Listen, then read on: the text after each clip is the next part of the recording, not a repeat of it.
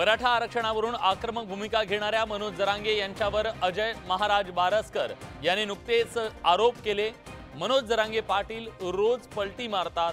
मराठा आंदोलन सुरू असताना जरांगे आणि राज्य सरकारमध्ये गुप्त बैठकी झाल्या असे आरोप बारसकरांनी केले। त्यांच्या या आरोपांना मनोज जरांगेंनी प्रत्युत्तर देताना खळबळजनक दावे केले। मनोज जरांगे पाटलांचे एकेकाळचे सहकारी असलेल्या अजय महाराज बारसकर यांनी पत्रकार परिषद घेत जरांगे पाटलांवर आरोपांच्या फैरी झाडल्या। जरांगे पाटील आणि बारसकर यांच्यावर पलटवार केलाय की याने कोणत्या तरी संस्थाने त्याच्या नावाखाली 300 करोड रुपये जमा केले आहेत लोकांकडून। त्योचं पहिलं गाव वेगळं आहे, तिथून भिशी घेऊन पळून गेलेलं तो दुसऱ्या गावात। आपल्या कुटुंबाबद्दल काही बोलला तर शांत बसणार नाही असा इशारा जरांगे पाटलांनी दिलाय। तू बाकीचे तुला काय आरोप करायचे कर, तुकाराम महाराजांबद्दल आणि कुटुंबाबद्दल जर माझ्या कधी बोलला नाही इथून पुढे तू, तर तुला सांगतो तुला सोपं जाणार नाही। आपल्या विरोधात हा ट्रॅप रचण्यात आल्याचा आरोप जरांगे पाटलांनी केलाय। भांडगुळामुळे ह्या महाराज नावाला डाग लावायला लागले, ते सरकारला एवढं तरी अक्कल पाहिजे। सरकारला डाग लावायला लागले, मराठा समाज उलट असल्यामुळं सरकारवर रोष व्यक्त करायला लागलाय। किती भंगार सरकारने हातात धरून आता काय धरून माझ्यावर ट्रॅप रचला। सगळे सोयऱ्यांबाबत अध्यादेशाची अंमलबजावणी झाल्यानंतर त्रास देणाऱ्यांचा हिशोब घेणार असल्याचा इशारा जरांगे पाटलांनी दिलाय। बारसकर महाराजांपाठोपाठ आता संगीता वानखेडे या दुसऱ्या मराठा आंदोलक महिलेनं मनोज जरांगे यांना आरोपीच्या पिंजऱ्यात उभं केलंय। जरांगे यांच्या आंदोलनामागे शरद पवार गटाचं राजकीय पाठबळ असल्याचा गंभीर आरोप संगीता वानखेडेंनी केलाय। त्यामुळे जरांगे यांच्या आंदोलनावरून राजकारण तापण्याची शक्यता आहे। ज्या मागणीसाठी जरांगेंनी लढा उभा केला होता ती मागणी पूर्ण झाली आहे असं सांगताना प्रसिद्धीचा हव्यास असलेले जरांगे आता आंदोलन करतायत अशी टीका वानखेडेंनी केली। समाजाची दिशा मला तुम्ही सांगा, आरक्षण मिळालं नाही का? मिळालंय ना, कशाला? पण ते म्हणतात टिकणार नाही। कोण म्हणतं 22 राज्यांमध्ये टिकतं? आपल्याच राज्याला काय शाप आहे काय का संविधानामध्ये नमूद केलंय भेटणार टिकणार नाही आहे का असं? जरांगेंच्या आंदोलनामागे शरद पवार असल्याचा आरोप संगीता वानखेडेंनी केलाय। सभेचं नियोजन करणारे शरद पवारच्या गटातले आहेत। शरद पवारच्या गटातल्याच लोकांनी नियोजन केलं। ह्याचे बॅनर जे लागले होते पुण्यामध्ये, शरद पवार गटाचा कार्यकर्ता होता, अधिकारी होता। जरांगे शरद पवारांवर कधीच का बोलत नाहीत असा सवाल संगीता वानखेडेंनी केलाय। हा सगळ्यांना शिव्या देतो जरांगे। शरद पवाराच्या बाबतीत मध्ये ब्र शब्द काढत नाही माणूस, बिलकुल नाही। त्याचं कारण काय? तो येडाबन की पेडा खारा। अजय बारसकर यांच्या पाठोपाठ जरांगेंच्या एकेकाळच्या सहकारी असलेल्या संगीता वानखेडेंनी आरोप केल्यानं जरांगेंची काही प्रमाणात कोंडी झाली आहे। अजय महाराज बारसकर यांना सरकारची फूस असल्याचा आरोप जरांगे पाटील यांनी केला। सत्ताधाऱ्यांनी जरांगे पाटलांचे हे आरोप फेटाळून लावले। मराठा समाजाला आरक्षण देणं ही सरकारची भूमिका असल्याचं सत्ताधाऱ्यांनी म्हटलंय। मनोज जरांगे पाटील यांच्यावर त्यांचेच एकेकाळचे सहकारी असलेल्या अजय महाराज बारसकरांनी अनेक आरोप केले। बारसकरांचा बोलवता धनी वेगळाच असल्याचा आरोप जरांगे पाटलांनी केलाय। दरम्यान बारसकरांना सत्ताधाऱ्यांची फूस असल्याचा आरोप जरांगेंनी केलाय। सत्ताधाऱ्यांनी जरांगेंचे आरोप फेटाळले। मराठा समाजाला न्याय देणं ही सरकारची भूमिका असल्याचं शिवसेनेचे नेते संजय शिरसाट यांनी म्हटलंय। तुला मग एवढी सूचना आहे फक्त, बाकी नाही। संत तुकाराम महाराजांची आडून तू बदनामी करायचे थांब, कारण तो सरकारची सुपारी घेतलेली। तू सरळ बोल, तुकाराम महाराजांचे आडून बोलू नको, संत तुकाराम महाराजांना आणि वारकरी धर्माला बदनाम करू। हे करायची गरज काय? कशासाठी करायचं? मग हे जर सर्वच असंच करायचं असतं मग हे आरक्षणाचा एवढं खेळ कशाला केला असतं? आम्हाला आरक्षण द्यायचंय। अजय बारसकर यांनी केलेल्या आरोपानंतर जरांगे पाटलांनी आक्रमक भूमिका घेत बारसकरांसह सरकारवरही निशाणा साधलाय।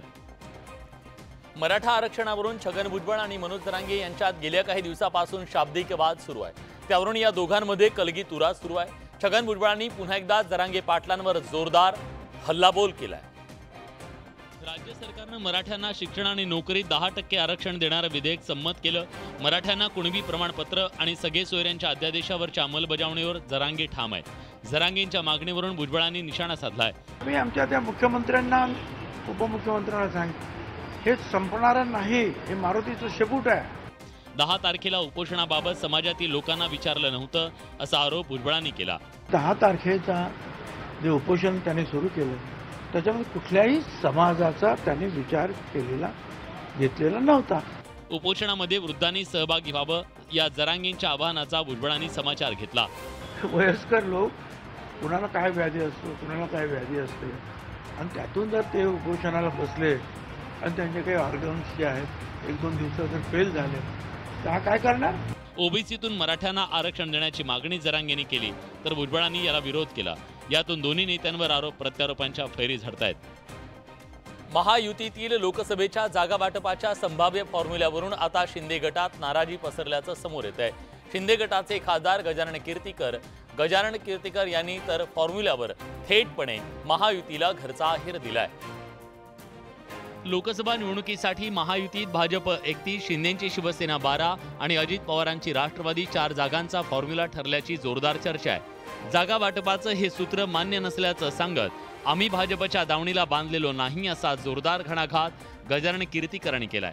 कीर्तिकरांच्या या संतप्त प्रतिक्रियेनं विरोधकांना टीकेची आयती संधी मिळाली आहे. मी मगाशी तेच बोललो की भाजपच्या दावणीला काय शिवसेना लागलेली नाहीये. मोदींना पंतप्रधान, भाजपला नुसतं बनवायचं नाही, एकट्याला आम्हालाही बनवायचं. गजाभाऊ ज्येष्ठ आहेत, त्यांचं म्हणणं असं आहे की 18 आमचे खासदारच आहेत, त्याच्यामुळे आम्हाला 18 जागा मिळाव्या.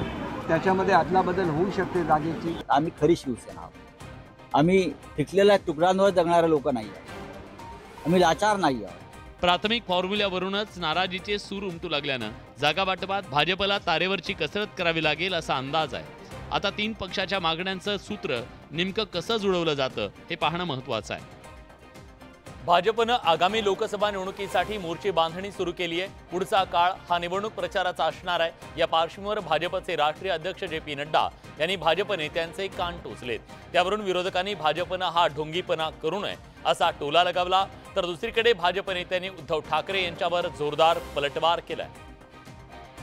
निवडणूक प्रचारादरम्यान अलिशान वाहनं आणि महागडी घड्याळ वापरू नये तसंच साधी राहणी ठेवावी अशी सूचना भाजपचे राष्ट्रीय अध्यक्ष JP नड्डांनी केली. नड्डांच्या सूचनेवरून आता राजकारण सुरू झालंय.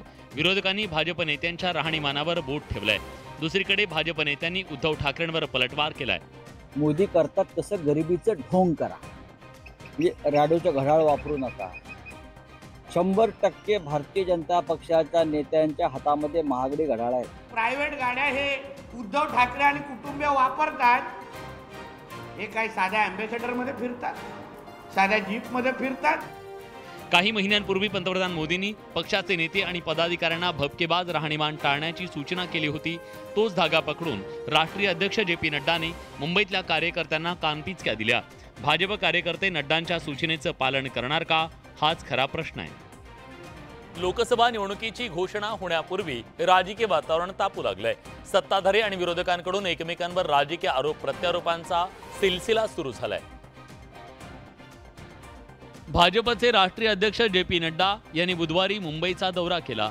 नड्डा यांच्या उपस्थितीत मुंबईतील भाजप कार्यकर्त्यांच्या संमेलनात बोलताना उपमुख्यमंत्री देवेंद्र फडणवीसांनी उद्धव ठाकरेंवर घणाघाती टीका केली. तसंच मुंबई तोडण्याच्या आरोपावरून ठाकरेंवर निशाणा साधला. फडणवीसांची ही टीका शिवसेना उद्धव बाळासाहेब ठाकरे पक्षातील नेत्यांच्या चांगलीच जिव्हारी लागली आहे. खासदार संजय राऊतांनी फडणवीसांच्या त्या टीकेचा खरपूस शब्दात समाचार घेतला. अरे कधीतरी सुधरा. मुंबईला महाराष्ट्रापासनं कोणाच्या बापाचा बाप आला तरी तोडू शकत नाही. त्यामुळे आता तरी नवीन डायलॉग शोधा. तुमच्या बापाचा पत्ता आहे का भाजपच्या? तुम्हाला आता 10 बाप झालेत. अजित पवार गट, मिंदे गट, अमुक गट, हे तुमचे बाप आहेत सगळे. तुमचं काय आहे? मुंबईवरून सुरू झालेला हा राजकीय वाद बापावर येऊन पोहोचलाय. आगामी काळात हा वाद आणखी चिघळण्याची शक्यता नाकारता येत नाही आणि हे आरोप प्रत्यारोप त्याची नांदी आहे. शिवसेना आणि राष्ट्रवादी काँग्रेसच्या आमदार अपात्रतेबाबत दिलेल्या निर्णयाबद्दल विधानसभा अध्यक्ष राहुल नार्वेकरांवर जोरदार टीका होत होती. राहुल नार्वेकरांनी विरोधकांच्या आरोपांना सडेतोड उत्तर दिलंय. विधानसभा अध्यक्ष राहुल नार्वेकरांनी राज्यातील 2 मोठ्या राजकीय फुटींवर निकाल दिला. शिवसेनेत जून 2022 मध्ये फूट पडली, त्यावर राहुल नार्वेकर यांनी डिसेंबर 2023 मध्ये निकाल दिला. तर राष्ट्रवादी काँग्रेसमध्ये जुलै 2023 मध्ये पडलेल्या फुटीवर राहुल नार्वेकरांनी नुकताच निर्णय दिला. पण त्यावर विरोधकांकडून सातत्यानं टीका होत असल्यानं राहुल नार्वेकरांनी पुराव्यांचा आधार दिला. मी जो निकाल दिलेला आहे तो घटनेला धरून, घटनेत दिलेल्या तरतुदीनुसार, या संदर्भातले जे सगळे नियम आहेत त्याच्या अनुसार आणि माझ्या समोर जे पुरावे सादर केले गेले होते त्याच्या आधारावरती मी हा निर्णय दिलेला आहे. कोर्टात दाद मागितल्यामुळे माझा निर्णय चुकीचा आहे असं होत नसल्याचं राहुल नार्वेकरांनी ठणकावलंय. जर का माझा निर्णय चुकीचा असेल किंवा कोणाच्या प्रभावाशाली खाली घेतलेला असेल तर त्यांनी दाखवून द्यावं माझ्या निर्णयात काय नेमकं चुकलंय. विरोधकांनी सातत्यानं केलेल्या टीकेला विधानसभा अध्यक्षांनी अखेर उत्तर दिलंय. आता तरी विरोधकांचे आरोप थांबतील का हा प्रश्न निर्माण झालाय. गेल्या काही दिवसात भाजपमध्ये विविध राजकीय पक्षांच्या नेत्यांनी भाजपचा झेंडा हाती घेतला. त्यात एकेकाळी भाजपमध्ये असलेले एकनाथ खडसे भाजपमध्ये पुन्हा प्रवेश करायला उत्सुक असल्याचा दावा गिरीश महाजनांनी केला. मात्र खडसेंनी हा दावा खोडून काढला होता. अशातच एकनाथ खडसेंची सून असलेल्या आणि रावेरच्या खासदार रक्षा खडसे यांनी खडसेंनी भाजपमध्ये परत यावं अशी लोकांची इच्छा असल्याचं वक्तव्य केलंय. नक्कीच एक कार्यकर्ता म्हणून किंवा बरेचशा लोकांची सुद्धा इच्छा आहे की नाथाभाऊंनी इकडे भारतीय जनता पार्टीमध्ये येऊन परत काम केलं तर लोकांना आनंदच होणार आहे या गोष्टीचा. या संदर्भात भाजप पक्षश्रेष्ठी आणि खडसेंचं काय मत आहे हे सगळं घडल्यानंतर आपल्या समोर येईल असंही रक्षा खडसे यांनी स्पष्ट केलंय. आदरणीय नाथाभाऊंबद्दल मी एवढं सांगू नाही शकत कारण शेवटी तो वरच्या पातळीचा विषय आहे आणि म्हणजे पक्ष आता काय निर्णय घेतो आणि त्याच्यानंतर नाथाभाऊचं त्याच्यावर काय मत आहे हे तर सगळं घडल्यानंतरच आपल्या सगळ्यांना कळेल. भाजपचे नेते असलेल्या एकनाथ खडसेंनी भाजपची साथ सोडून राष्ट्रवादीची वाट धरली. त्यानंतर राष्ट्रवादीनं त्यांना विधान परिषदेची आमदारकी दिली. आता रक्षा खडसेंनी सांगितल्याप्रमाणे जनतेची इच्छा खडसे मान्य करतात का आणि त्यावर भाजप पक्षश्रेष्ठींची काय भूमिका असेल हे पाहणं महत्त्वाचं आहे. राधाकृष्ण विखे पाटलांच्या मेहुण्यांनी महानंद डेअरी गुजरातकडे नेण्याचं काम केलं असा आरोप संजय राऊतांनी केला. महानंदचे चेअरमन असलेले विखे पाटलांचे मेहुणे राजेश परजणे यांच्यासह 17 संचालकांनी राजीनामा दिला. त्यावरून संजय राऊतांनी पुन्हा एकदा तोफ डागली आहे. महानंद डेअरीचे 50 एकर जमीन विकण्याचा डाव असल्याचा गंभीर आरोप राऊतांनी केलाय. गेल्या अनेक दिवसांपासून महानंद NDDB कडे हस्तांतरित करण्याचा मुद्दा तापला. त्यात महानंदचे अध्यक्ष राजेश परजणे यांच्यासह सर्व संचालकांनी राजीनामा दिलाय. त्यामुळे महानंद NDDB कडे हस्तांतरित करण्याचा मार्ग मोकळा झालाय. त्यावरून संजय राऊतांनी आक्रमक भूमिका घेतली आहे. महानंदाचे चेअरमन कोण होते? राधाकृष्ण विखे पाटलांचे सख्खे मेवणे पाहुणे आणि पाहुण्यांनी दिलं महानंदा. संजय राऊतांच्या आरोपांचा विखे पाटलांनी तिखट शब्दात समाचार घेतला. स्वतःच्या डेऱ्या बरोबर चाललेल्या आहेत, स्वतःच्या खोक्यांचं राजकारण बरोबर चाललेलं आहे. मी मागे म्हटलं की संजय राऊतच्या डोक्यावर परिणाम झालेला आहे. असे जे मुक्त लोक उजळत आहेत त्यांना खरं मानसोपचाराची गरज आहे. राज्यात अनेक खाजगी दूध संस्था फायद्यात आहेत. मात्र असं असताना सरकारी महानंदला तोटा का होतो हा मुद्दा तितकाच महत्त्वाचा आहे. त्यातलं राजकारण बाजूला ठेवलं तर हे राज्य सरकारची संस्था NDDBनं चालवणं ही नामुष्कीचीच बाब म्हणावी लागेल. विखे पाटील आणि बाळासाहेब थोरात यांच्यातील राजकीय लढाई सर्वश्रुत आहे. थोरातांच्या मतदारसंघात विखे पाटलांनी थोरातांवर जोरदार हल्ला केला. ज्यांच्या दिव्याखाली अंधार आहे त्यांनी आम्हाला शिकवू नये. काँग्रेसच्या विरोधात काम करणाऱ्यांनी आम्हाला पक्षाच्या निष्ठेविषयी ज्ञान देऊ नये असा टोला विखे पाटलांनी थोरातांना लगावला. भाजपचे नेते आणि महसूल मंत्री राधाकृष्ण विखे पाटलांनी काँग्रेसचे नेते बाळासाहेब थोरात यांचा बालेकिल्ला असलेल्या संगमनेरमध्ये विविध विकास कामांचं उद्घाटन आणि भूमिपूजन केलं. यावेळी विखे पाटलांनी थोरातांचं नाव न घेता टीका केली आहे. या तालुक्याला आज 55-60 टँकर चालू पाण्याचे. इतक्या वर्षानंतर तालुक्याला तुम्ही पाणी देऊ शकला नाही. खरं तर काही दिवसांपूर्वी थोरातांनी पक्षनिष्ठेवरून विखे पाटलांवर टीका केली होती. त्याला उत्तर देताना थोरातांच्या पक्षनिष्ठेवर विखे पाटलांनी सवाल उपस्थित केला. काँग्रेस उमेदवार आपली शकुंतला थोरात होत्या ते तुम्ही घोड्याची चिन्ह घेऊन काम काँग्रेसला घोडा लावला. तुमच्या मेहना पदवर मतदारसंघात उभा राहिला अपक्ष म्हणून काँग्रेसच्या विरोधात तुम्ही त्यांना निवडून दिलं. काँग्रेस पक्षाशी एकनिष्ठ म्हणून बाळासाहेब थोरात ओळखले जातात. तर विखे पाटलांनी काँग्रेस, जनता दल, शिवसेना, काँग्रेस आणि भाजप असा राजकीय प्रवास केला. त्यामुळे थोरातांनी पक्षनिष्ठेवरून विखेंना डिवचलंय. त्यावरून आता दोन्ही नेत्यांमध्ये वाकयुद्ध रंगल्याचं पाहायला मिळतंय. एक महत्त्वाची बातमी आपल्या हाती येते. छत्रपती संभाजीनगर शहरातील पोलीस आयुक्तालय कार्यालयामध्ये एक व्यक्ती बॅगेत वीट घेऊन आला आणि त्याने पोलीस आयुक्ताचं वाहन फोडलंय. या विटेनं आयुक्तालयाची मुख्य दरवाजाची काच आणि आयुक्तांची गाडी फोडण्यात आली आहे. विशेष म्हणजे हा सगळा प्रकार पोलीस पहारे देत असणाऱ्या पोलीस आयुक्तालयातच घडलाय. माझे गुन्हे नोंदवून घेत नाही असा या व्यक्तीचा राग होता अशी प्राथमिक माहिती समोर येते.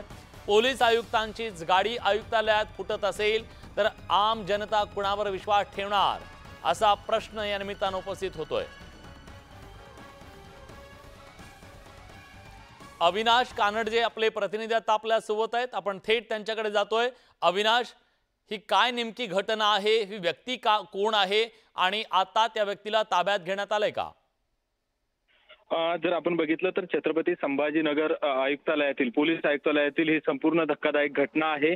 आज थोड्या वेळापूर्वी एक व्यक्ती हातामध्ये एक बॅग घेऊन पोलीस आयुक्तालयात आला। ती बॅग एका साईडला ठेवली आणि त्यामध्ये 2 विटकर त्यांनी आणलेले होते, 2 विटा होत्या। त्या 2 विटांनी पहिल्यांदा त्यांनी पोलीस आयुक्तालयाचा मुख्य दरवाजा जो काचेचा बनलेला आहे तो संपूर्ण दरवाजा 2 विटकारांनी फोडला। त्यानंतर कुणाला काही कळायच्या अगोदरच त्यांनी समोरच पोलीस आयुक्तांची गाडी उभी होती ती गाडी देखील त्याने गाडीच्या संपूर्ण काचा फोडल्या। त्यानंतर एकूणच संपूर्ण प्रकार पहारे देत असलेल्या पोलिसांच्या लक्षात आला आणि त्यानंतर सर्वजण त्याच्याकडे धावत गेले, त्याला ताब्यात घेतलं। यावेळी तो व्यक्ती माझे गुन्हे नोंदवत नाही, अनेक वेळा तक्रारी देऊन देखील माझे गुन्हे घेतल्या जात नाही असे त्याचा आरोप होता।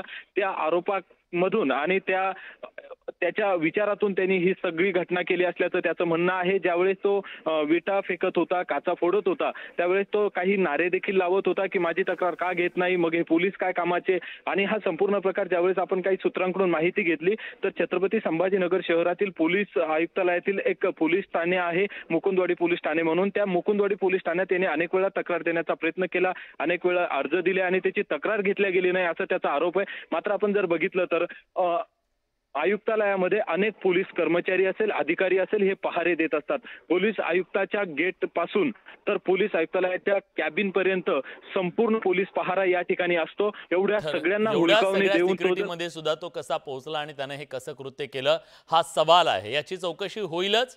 धन्यवाद तुम्ही दिलेल्या सगळ्या सविस्तर माहितीबद्दल। शिवसेनेतल्या फुटीनंतर उद्धव ठाकरेंनी पक्ष बांधणीसाठी आता कंबर कसली आहे। कोकण दौरा केल्यानंतर उद्धव ठाकरे विदर्भाच्या दौऱ्यावर आहेत। त्यांनी बुलढाण्यात पक्षाच्या कार्यकर्त्यांशी आणि शेतकऱ्यांशी संवाद साधला। यावेळी त्यांनी केंद्र आणि राज्य सरकारवर जोरदार हल्लाबोल केला। उद्धव ठाकरे सध्या बुलढाणा दौऱ्यावर आहेत। यावेळी त्यांनी जाहीर सभेत बोलताना शिवसेना सोडून गेलेल्यांवर हल्लाबोल केला। त्यांना 50 खोके लख लाभो, पण हे जे काय वैभव आहे, हे जे काय ऐश्वर्य आहे, हे ऐश्वर्य आणि हे वैभव या गद्दारांच्या नशिबात नाहीये। शेतकऱ्यांच्या प्रश्नावर बोट ठेवत सरकार आपल्या दारी नेमकं कशासाठी आहे असा सवाल उपस्थित केला। त्यांनी जनतेत जाऊन विचारायचं, रे दारी कशाला जातात, जा ना मैदानात या आणि विचारा जनतेला। मैदानात येऊन विचारा की सरकार तुम्हाला कोणाचं आवडलेलं, उद्धव ठाकरेचं आवडलेलं की त्यांचं आवडलेलं आहे। शेतकऱ्यांवर दुष्काळाचं संकट उभं आहे, असं असताना शेतकऱ्यांना मदत मिळाली का असा सवाल उद्धव ठाकरेंनी केला। एकतर दोन्ही सीझनची वाट लागली, खरीप गेला, रब्बीला पण अवकाळीने झोडलं, आता गेल्या आठवड्यामध्ये पडला अवकाळी। किती ठिकाणी पंचनामे सुरू झाले। एकूणच शेतकऱ्याच्या प्रश्नावरून उद्धव ठाकरे आक्रमक झाल्याचं पाहायला मिळालं। मुंबईतल्या कुर्ला भागात वंचित बहुजन आघाडीनं मुंबई महानगरपालिकेविरोधात जोरदार आंदोलन केलं। पालिकेनं वंचितच्या कार्यालयावर केलेल्या कारवाईचा वंचितच्या कार्यकर्त्यांनी निषेध केलाय। कुर्ला चुनाभट्टी भागात असलेले वंचित बहुजन आघाडीच्या कार्यालयावर पालिकेनं तोडक कारवाई केली। या विरोधात वंचित बहुजन आघाडीच्या कार्यकर्त्यांनी पालिका एल विभागाच्या समोरच्या कुर्ला रेल्वे स्थानकाकडे जाणारा रस्ता रोखला। यावेळी कार्यकर्त्यांनी वॉर्ड ऑफिसच्या कार्यालयात शिरण्याचा प्रयत्न केला। यावेळी पोलिसांनी वंचितच्या कार्यकर्त्यांना रोखलं। या दरम्यान पोलीस आणि वंचितच्या कार्यकर्त्यांमध्ये धक्काबुक्की झाली। वंचितच्या कार्यालयावर करण्यात आलेली कारवाई राजकीय हेतूनं प्रेरित असल्याचा आरोप कार्यकर्त्यांनी केला। पालिकेनं तोडलेलं कार्यालय पुन्हा उभारलं जात नाही तोवर शांत राहणार नाही असा इशारा वंचित बहुजन आघाडीनं दिलाय। केंद्र सरकारच्या महत्वाकांक्षी असलेल्या वाढवण बंदर प्रकल्पाचं भूमिपूजन लवकर पार पडणार असल्याची माहिती समोर आल्यानंतर वाढवण बंदर संघर्ष समितीसह पालघरमधील स्थानिक चांगलेच आक्रमक झाले। या प्रकल्पाच्या विरोधात स्थानिकांनी आक्रमक होत मुंबई अहमदाबाद राष्ट्रीय महामार्ग तब्बल 2.5 तास रोखून धरला। त्यामुळे मुंबई अहमदाबाद राष्ट्रीय महामार्गावर मोठ्या प्रमाणात वाहतूक कोंडी झाल्याचे पाहायला मिळाले। वाढवण बंदर प्रकल्प रद्द करण्यासाठी संघर्ष समितीच्या नेतृत्वाखाली मुंबई अहमदाबाद राष्ट्रीय महामार्ग स्थानिकांनी रोखून धरला। स्थानिकांचा विरोध असताना सरकार हे बंदर करू पाहत असल्यानं स्थानिकांवर अन्याय झाल्याचा आरोप यावेळी वाढवण बंदर संघर्ष समितीकडून करण्यात आला। या प्रकल्पामुळे पालघरसह संपूर्ण मच्छीमार समाज देशोधडीला लागणार असून शेतकऱ्यांचं मोठं नुकसान होणार असल्याचा आरोप संघर्ष समितीकडून करण्यात आला। जानेवारीला जनसुनावणी झाली, ही जनसुनावणी धाक झपटशाने रेटून देण्यात आली। एवढंच नाही तर आमच्या ज्या काही केसेस आहेत ह्या केसेसमध्ये जे काही पर्यावरणाच्या दृष्टीने जे काही मुद्दे आहेत हे सुद्धा कायद्याचं स्वरूप देऊन त्याला फेटाळून लावले जात आहेत. वाढवण बंदरामुळे लाखो स्थानिकांना रोजगार मिळेल असा दावा JNPT कडून करण्यात आलाय. मात्र त्याचवेळी स्थानिकांचा बंदराला तीव्र विरोध आहे. त्यामुळे यावर मार्ग काढण्याचं आवाहन सरकारसमोर आहे. पुणे पोलिसांनी उघड केलेल्या ड्रग्ज रॅकेटची व्याप्ती दिवसेंदिवस वाढत असल्याचं समोर आलंय. या ड्रग्ज रॅकेटची व्याप्ती आंतरराष्ट्रीय स्तरापर्यंत पोहोचल्याचं तपासात समोर आलं. या प्रकरणी आतापर्यंत 9 आरोपींना अटक करण्यात आली आहे. गेल्या काही दिवसापासून पुणे पोलिसांनी ड्रग्ज विरोधात धडक कारवाई केली आहे. पुणे, मुंबई, सांगलीसह दिल्लीपर्यंत पुणे पोलिसांनी या प्रकरणी छापेमारी करत 3,500 कोटी रुपयांचा ड्रग्जचा मोठा साठा जप्त केला. 1800 किलो या इतकेपर्यंतचे अंदाजन 3500 कोटीचे मार्केट व्हॅल्यूचे आतापर्यंतचे कन्साइनमेंट जप्त करण्यात आलेली आहे. इतक्या मोठ्या प्रमाणात ड्रग्जची ऑर्डर कोण देत होतं याबद्दलची चौकशी सुरू असल्याचं पोलिसांनी सांगितलंय. ऑलरेडी क्रिस्टलाइज झालेली आहे की ते लंडन येथे ते कन्साइनमेंट कुरिअरचे मार्फतीने जात होते. पोलिसांनी आतापर्यंत या प्रकरणी 9 आरोपींना अटक केली आहे. आरोपी जे मी सांगितले होते की बिहारचे आहे आणि ते ब्रिटिश नॅशनल आहे. या ड्रग्जची व्याप्ती आणखी कुठपर्यंत पसरली आहे याचा शोध घेऊन ही पाळमुळं खणून काढण्याचा प्रयत्न पुणे पोलीस करतायत. तर या होत्या दिवसभरातल्या सर्व महत्त्वाच्या बातम्या, 100% बातम्या. बुलेटिनमध्ये आपण इथेच थांबतोय. ताज्या घडामोडींसाठी बघत रहा न्यूज 18 लोकमत.